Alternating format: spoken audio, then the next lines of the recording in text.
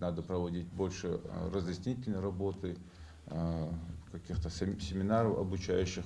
План на 25-й год составлен. Что касается 2024-го, он выдался непростым для всего агропромышленного комплекса региона. Но со всеми трудностями удалось успешно справиться. Одно из направлений деятельности филиала Россельхозцентра, которое успешно реализовывалось в течение года, продвижение семян отечественной селекции.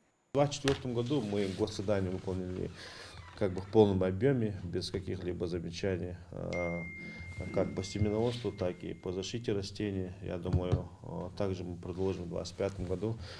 Как я уже сказал, мы в этом году подтвердили свою компетентность по испытательной лаборатории, чтобы мы могли дальше выполнять свои функции по определению посевных качеств семян.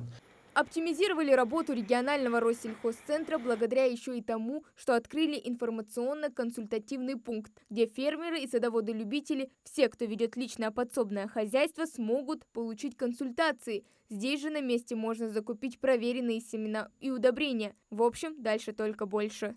Мы недавно заключили договор с НИИ Лукьяненко и заложили опыт на 10 этих опытов, там, где у нас и пшеница, и ячмень. Будем доводить опыт до конца. Если получится, также покажем нашим сельхозтоваропроизводителям, как себя показывают новые сорта пшеницы и ячменя.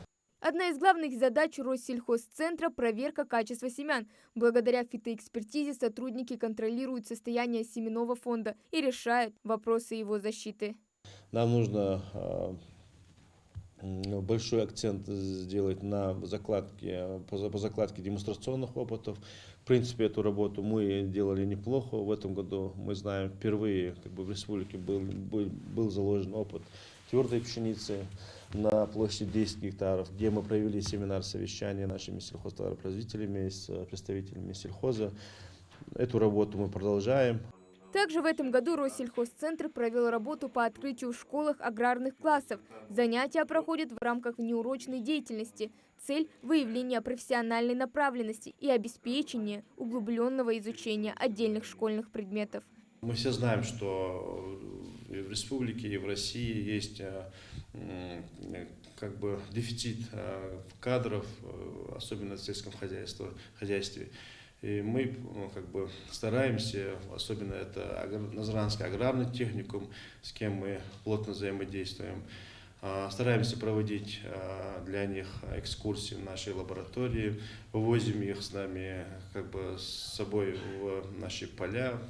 В общем, работы много. Главная задача – вывести филиал на новый уровень и продолжить плодотворную работу с сельхозтоваропроизводителями. Хава Гагиева, Билал Ахильгов, Магаз 24.